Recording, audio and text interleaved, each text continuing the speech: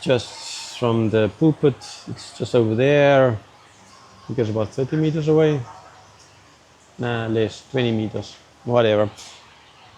I can't get lost, but man, I'm not very good at measuring distances. So yeah, outside I mentioned the rain is falling. Yeah, it's a rainy season, end of September. Rainy season. It actually very often not. September is really wet, just before the supposedly cold season start. Now it's never cold here. Although actually it was kind of cold last night. Kinda, right? Not Siberia cold or any other kind of cold place, but still. So you can get a little bit of the view here of the background.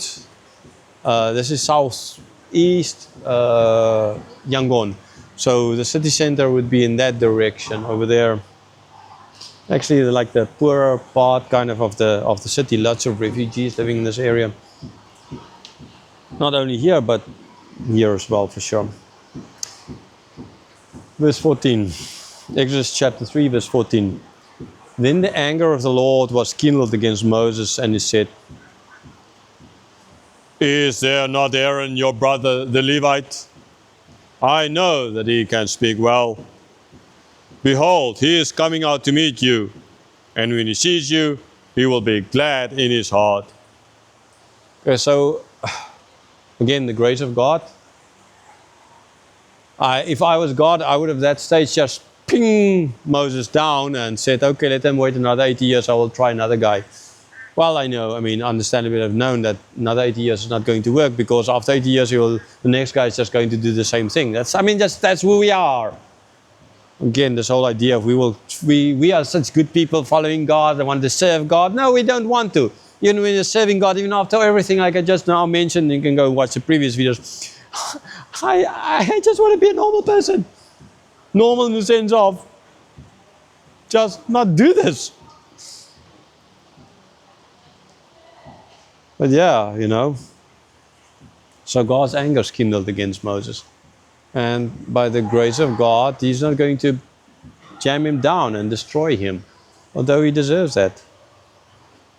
So God kind of answers by asking a question. There you have Aaron, your brother, he's a Levite. Like you, understandably, right?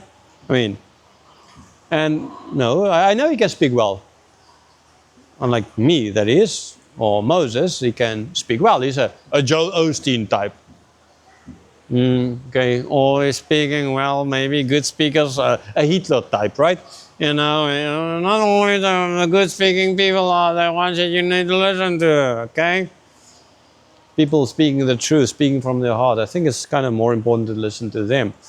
And don't listen to just a beautiful, it's like the King James, KJV only as people like, we are the perfect Christians, we only read the King James Version. As if Jesus spoke King James English? No, he spoke Aramaic. Man, I don't even know where these guys fall out of. Like, where do they get their brain cells from? I don't know. But anyhow, sorry, now I'm making lots of Christians angry at me, but yeah, it's one of those things. I think I'm way past feel bad at making Christians angry at me. I need to speak the truth. I don't understand why people would I just read this version of the Bible, and that's it. I love to read, I think, 26 different Bibles, because we can speak a number of languages, and anyhow, there are a lot more than 26 different English versions out there. So yeah, it kind of helps you. I absolutely no problem with that. But yeah, so speaking well, that does not imply that the person is right, or the big pause is thy and thee and thine, right? It sounds so beautiful. That does not make it beautiful. Okay, Hitler was a very good orator, and see where that went. Joel Osteen is a great orator, and see where that is going. Well, leading people to hell. And just that. So yeah, but I know he speaks well, because now this is in the context of that. Moses, about God's, in a certain sense, speaking about that, so that even you're not really going to be out there. You're not going to be the front man, kind of. Aaron is going to be the front man. Well, ultimately, Moses will end up being the front man. It's just that. There's no other way around it. And so, yeah, God said, he's coming out to me. How could Why did he? Was he? No, I guess most likely the reason why he's coming out was most likely for selfish reasons. Pharaoh is dead. We know Moses where Moses is hiding, and I can go and get him, can bring him back, and he can be the Pharaoh, and he can set us free. Most likely that is the reason why Aaron was coming. But ultimately, we know that God is behind this all. God put this in his heart, so selfish reasons, but God put in his heart that he will come. Okay, although his reasons, like Moses' reasons, selfish for not wanting to go, the same way, most likely Aaron's reasons for coming was selfish.